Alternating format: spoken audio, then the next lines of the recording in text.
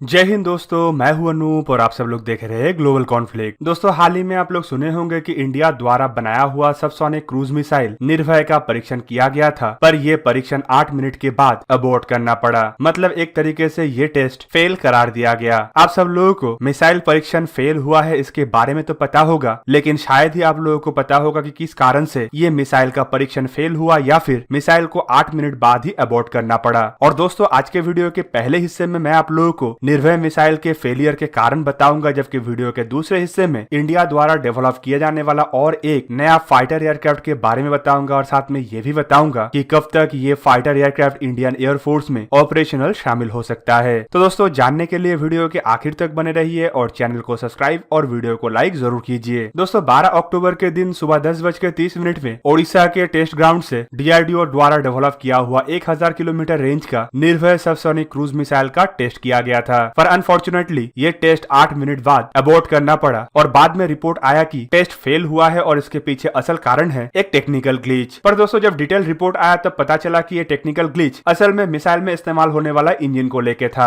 DRDO का develop किया हुआ निर्भय मिसाइल असल में 2 स्टेज इंजनों के द्वारा उड़ान भरता है, जिनमें पहला स्टेज में सॉलिड फ्यूल रॉकेट बूस्टर होता है, जबकि दूसरे स्टेज में एक लिक्विड फ्यूल टर्बोफैन इंजन होता है। और इस टेस्ट के दरमियान जो लिक्विड फ्यूल टर्बोफैन इंजन था उसमें ही दिक्कतें आया और इसी वजह से टेस्ट को अबॉर्ट करना पड़ा। दोस्तों, सॉलिड फ्यूल रॉकेट बूस्टर के द्वारा मिसाइलों का टेक ऑफ होता है, जबकि टेक ऑफ के बाद एक पर्याप्त हाइट में जाने के बाद इसका liquid fuel turbofan engine start होता है और ये एयर ब्रीदिंग के साथ मिसाइल को एक एयरक्राफ्ट के जैसे फ्लाई कराते हुए दुश्मन के एरिया तक लेके जाता है। और डीआरडीओ का जो ये मिसाइल बना हुआ था, इसमें 12 तारीख के दिन पहली बार डीआरडीओ के ही बना हुआ एक टर्बोफैन इंजन का इस्तेमाल किया गया था। दोस्तों, ये turbofan engine small turbofan engine के नाम से जाना जाता है और इसे डीआरडीओ के गैस टर्बाइन रिसर्च एस्टेब्लिशमेंट द्वारा बनाया गया था। दोस्तों, ये वही इंस्टीट्यूट है जिसके द्वारा इंडिया का कावेरी इंजन को भी डेवलप करने का प्रयास किया जा रहा है। और दोस्तों, 12 तारीख के दिन इसका पहला परीक्षण हुआ, जो खाली इंजनों को फेल नहीं किया बल्कि पूरा निर्भय मिसाइल के परीक्षण को ही फेल किया। दोस्तों, मीडिया रिपोर्ट में जहाँ पे मिसाइल के फेल के पीछे स्मॉल टर्बोफैन इंजन का दोष दिया गया, वहीं पे कुछ रिपोर्टों में ये भी बताया जा रहा है कि टेस्ट को अबॉन्डन करने के बाद जब मिसाइल समुद्र में क्रैश हुआ तो इस मिसाइल को भी फिलहाल रिकवर कर लिया गया है। डीआरडीओ के साइंटिस्टों के टीम द्वारा फिलहाल इस मिसाइल के ऊपर जांच किया जा रहा है और ये भी पता लगाने का कोशिश किया जा रहा है कि असल में फेलियर था क्या। 2 से 3 हफ्ते के दरमियान असल फेलियर को डिटेल में पता लगा लिया जाएगा और खामियों को दूर करने के लिए नया प्रयास भी शुरू कर दिया जाएगा। दोस्तों, कुछ रिपोर्टों में ये भी बताया जा रहा है कि जो नया मिसाइल के इंजन को डेवलप किया गया है उसे पूरी ग्राउंड ट्रायल में परखा नहीं गया और उससे पहले ही मिसाइल में इसे टेस्ट करना शुरू किया गया था।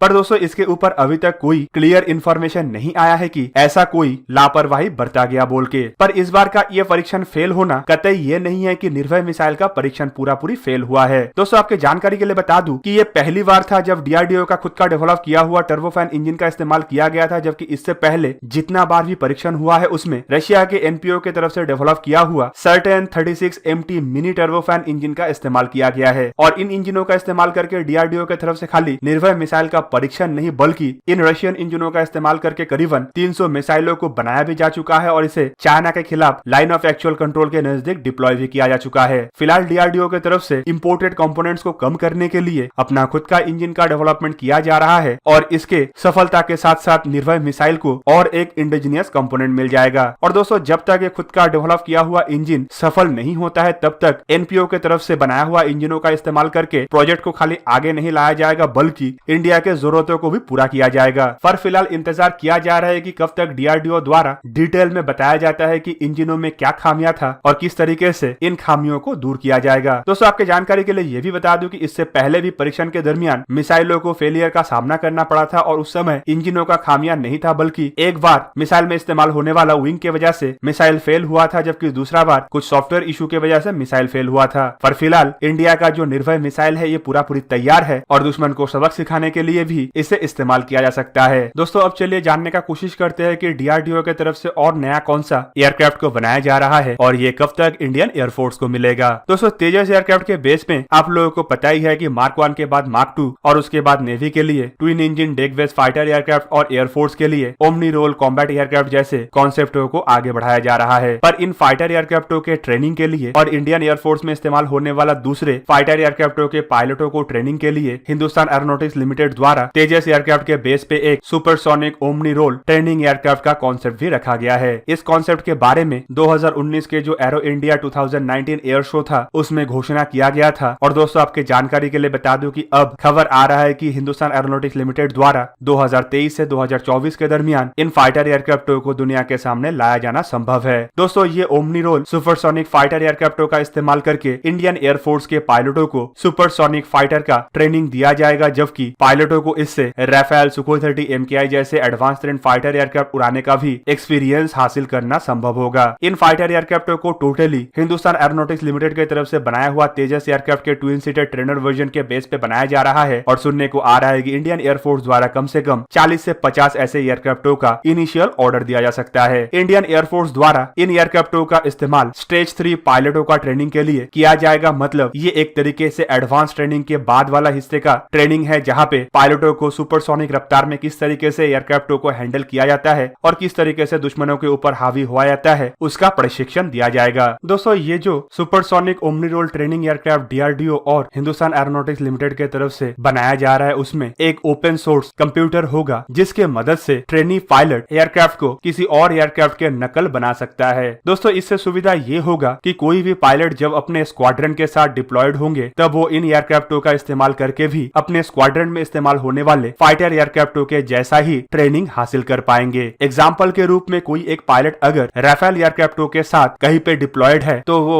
Supersonic omni role training aircraft के मदद से भी राफेल एयरक्राफ्ट के जैसे नकल करके ट्रेनिंग हासिल कर पाएंगे। और दोस्तों ये जो नकल करने के लिए जो सॉफ्टवेयर का डेवलपमेंट किया जा रहा है और ओपन आर्किटेक्चर सिस्टम का डेवलपमेंट किया गया है, इसका डेवलपमेंट की जिम्मेदारी पूरी हिंदुस्तान एरोनॉटिक्स लिमिटेड द्वारा उठाया जा रहा है। दोस्तों इंडियन एयरफोर्स की तरफ से इसे स्टेज 3 के ट्रेनिंग के लिए इस्तेमाल करने का जो बात कहा जा रहा है उसके तहत ये भी अंदाजा लगाया जा रहा है कि 40 से 50 नहीं, कम से कम ऐसा 100 एयरक्राफ्टों का ऑर्डर इंडियन एयरफोर्स द्वारा आने वाले दशक के अंदर दिया जा सकता है। वैसे इन एयरक्राफ्टों के डेवलपमेंट के साथ साथ इंडिया को और एक फायदा होगा और वो है दुश्मन के एयरक्राफ्टों के ऊपर बढ़ोतरी हासिल करना। फाइटर पायलटों को अगर रियल कॉम्बैट सिनेरियो में सुपरसोनिक ट्रेनिंग मिलता है तो इससे फाइटर पायलटों को दुश्मन के एयरक्राफ्टों के ऊपर हावी होने का ज्यादा मौका मिलेगा और कॉम्बैट ट्रेन होने के वजह से इन पायलटों का एक्सपीरियंस और रियल सिनेरियो में किस तरीके से एयरक्राफ्टों को इस्तेमाल किया जाएगा उसका भी एक्सपीरियंस ज्यादा होगा। पर देखना यह है कि 2023 और 24 के दरमियान कब तक इन एयरक्राफ्टों को दुनिया के सामने लाया जाता है। पर कुछ खबरों में यह भी बताया जा रहा है कि इंडियन एयरफोर्स की तरफ से जो 40 मार्क 1 एयरक्राफ्टों का ऑर्डर दिया गया है उसका ट्रेनिंग वर्जन के साथ साथ हिंदुस्तान एरोनॉटिक्स लिमिटेड द्वारा इन एयरक्राफ्टों के प्रोटोटाइप के ऊपर भी काम किया जा रहा है और मार्क 1 के ट्रेनर वर्जन के साथ साथ हिंदुस्तान एरोनॉटिक्स लिमिटेड इन एयरक्राफ्टों को भी दुनिया के सामने लाएगा। तो दोस्तों ये था आज का वीडियो। अगर आपको वीडियो अच्छा लगा तो इसे लाइक कीजिए और मेरे चैनल को सब्सक्राइब कीजिए और साथ में बना हुआ बेल आइकन को भी प्रेस कर दीजिए ताकि आप मेरा वीडियो देख पाए सबसे पहले। जय हिंद।